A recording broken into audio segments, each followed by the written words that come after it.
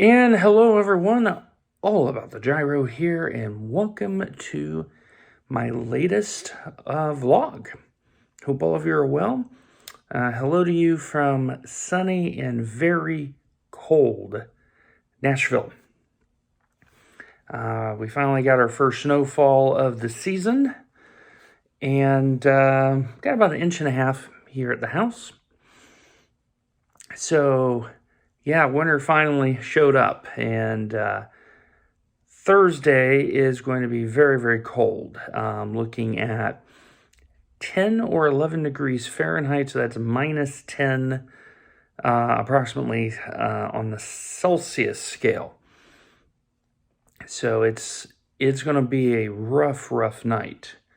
So make sure you take care of your plants, your four-legged animals, and loved ones. So instead of the coffee, as we usually do, we have the OJ for this episode, and there's only one correct orange juice, and that is from the Sunshine State of Florida. So we have some Florida's natural, no pulp, calcium and vitamin D added OJ. So let's get into it. So first thing I want to talk about is, well, how is my racing? So right now at the time of recording, I am just under 1540. So the early season losses of Coda and of Laguna Seca have now basically been recovered. Last night had an excellent drive at Red Bull Ring in the BMW. Went 20th to 7th through strategy, good driving. One of my very best races on the service, to be honest. It was super. And I'm going to talk about RBR in a minute. But yeah, the coaching that I am receiving right now from Daniel Morad is really helping me to improve. And improvement is a very start-stop process in anything that is difficult. But I am seeing the improvement. So tonight, we're going to have a joint collab stream. It's going to be great. So looking forward to having Dan on. And he's going to stream it on his side. I'm going to stream it on mine as we solve the enigma that is Red Bull Ring. So let's talk about Red Bull Ring here. Last week in VRS, so Red Bull Ring has had a double header, similar to real life. There was some really bad driving last week. The last week, I think the average incidence at Red Bull Ring was over 10 for most of the week, and it ended up metering out to something like 9.5. So when I talk about average incidents, I'm referring to per race per driver. So lots of participation, but a lot of just a lot of bad driving. Now, the metric that I use is anything in the 5s, pretty good week. 6, I look at as normal. And 7 and higher, yeah, it's going to be challenging. So at the Glen, the last that I had seen it was 6.6. So with all of the participation, large splits, it made sense that it was at 6.6. But RBR, 9.5. And for a lot of the week, it was averaging near 10.5.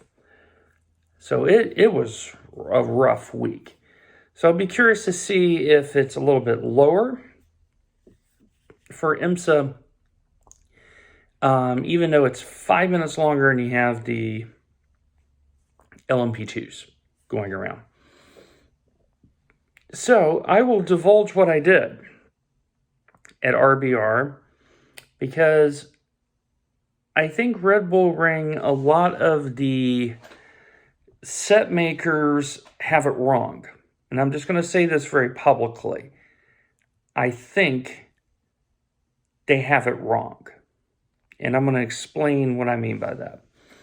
So I was struggling to find a setup that worked for me. Driving the BMW, it is a BMW track. In VRS, there were splits where the BMWs were just romping home. But the issue is that a lot of those sets were set at very low wing angles. 2 and 3, there were a few 4s out there, but very, very low. And for me, I just couldn't drive the car. Could not drive the car. I didn't have good turn-in to the apex. The car was unbalanced. It was just not comfortable to drive. So my tip for those that see this that are struggling at RBR, whether it is the BMW, the Ferrari, the Porsche, is set the car at 5 or 6 degrees of wing and practice it. And see if the gain in rear stability equals lower lap times. That is what happened with me. I went from 3 to 6, so I doubled the wing. And the last half of the track, the car was fantastic. I was getting excellent drive off the corner. The battle I had with Kerry Cochran, who was the number 4 car, his Ferrari was struggle busing toward the end, and I think it's because he was running a little bit less wing. And he was just sliding the car, but the BMW being well planted at 6 degrees, I was getting great corner exit over and over and over again, and pulled off a very nice last lap overtake to get to P7. So, and Kerry is in the 1700s. So I was the P18 car. He was the P4 car. So I was pretty stoked about that. But I think tactically, if you are struggling on these low wing setups, start at 6, drive it around, and I think what you're going to find is because you have a little bit more corner speed, it will cover enough of the straight line deficit to where you're going to have more tires at the end, and you're going to be able to, on low fuel, just rock it around. And so, yeah, I think set makers are focusing on top-end speed, and they're forgetting the corners, especially turns 1, 2, and 4. A little bit of wing really helps you to get power off the corners. So I think I stumbled onto something that works for me. Like I said, we'll have the coaching tonight with Daniel. Because I told him I think I have another second of pace in me. I don't know if he has watched the race yet on the video on demand. You'll see it here on YouTube eventually. It's currently live on the sister channel on Twitch with that. And so in the final segment, I want to talk about driving standards and how it relates to the special events that are coming. I'm referring to Daytona 24.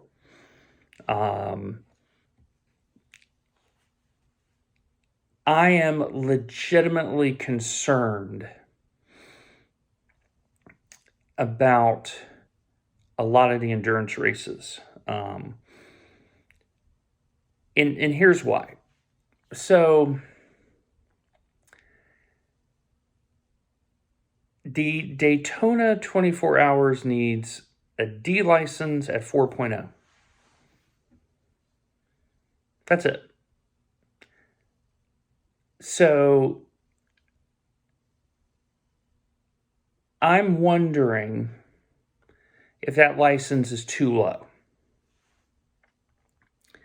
Because what that means is that you can be a D license and race, let's say Skippies, the TCR Challenge, which that has been a wonderful revitalization of that car class, the new TCRs. SynLab, but now you're going from these very low horsepower cars to 500 plus, and my concern is you have that crowd who tends to drive a little bit more sensibly versus our hyper-aggressive A and B drivers that drive GT3s, frankly, like they are TCR cars, and then wonder why their iRating does this. I'm concerned. I think the driving standards have been, and it's something that has been said a lot on this channel of, hey, they're substandard, hey, they're substandard. But what makes this season a bit different is the voice chat on road has started to become a lot like it is on oval. And I have received word of some of my peers getting voice bans, chat bans. There's some saltiness out there that needs to be corrected. Also, there's been just a lot of intentional wrecking. I submitted a protest to iRacing. It was resolved. And it just gives me a lot of pause for thought of how is the 24 hours going to be handled, because one of the things I've noticed is the field size has been shrunk a little bit from looking at what Greg posted. And so you're going to have a couple more splits now. But yeah, I'm concerned for the 24 hours of how the driving standards are going to be. Just because of what I've been seeing on both VRS and the IMSA side. I've been focused on the IMSA schedule. And so, yeah, I'm hoping that iRacing will continue, because it is happening, this crackdown on what I consider to be poor sportsmanship. If you deliberately wreck someone, that's just being a poor sportsman. Same thing with the verbal and text abuse. I mean, some of the things that I have seen firsthand have been grossly unacceptable to me. And so I'm hoping in the 24 hours we don't have what we had last year, where there were multiple issues with people just deciding, you know what, I'm just going to eat this because I don't care. And yeah, it's a legitimate concern. And so, yeah, lastly, real quick, because Kurt has given me 20 minutes instead of 15 minutes, winning, is upcoming scheduling. So Daytona is that time of year where there's going to be a lot of focus. I'm hoping to drive around it this week in ESS. But right now I have most of the version 1 sets written. And so now it's just tuning on them a little bit and getting it the way that I would like. But they're out there, and right now, trying to figure out scheduling. I wasn't able to commit to certain time slots because of my new job, which is going really well. I'm very blessed and thankful for my new job. And so, yeah, we'll see how that goes. But it's trending upward, but it's time to have some definites so I know where to focus my time on. Still going to continue coaching, still going to be driving the IMSA schedule. I've done 4-4, so I've definitely been committed. And we're in the top 25 of points right now. We'll see how that changes. And yeah, that's about it from here. Pretty straightforward. But yeah, tonight at 2300 GMT, so that is 7 o'clock Eastern Time, 6 o'clock here in Nashville, we'll have the Collab stream, Daniel Morad and myself, as I get educated on Red Bull Ring. So consider it a free lesson. So join both of the streams, support both of us. We will appreciate it. That's it. As always, take care of yourselves, take care of one another. God bless.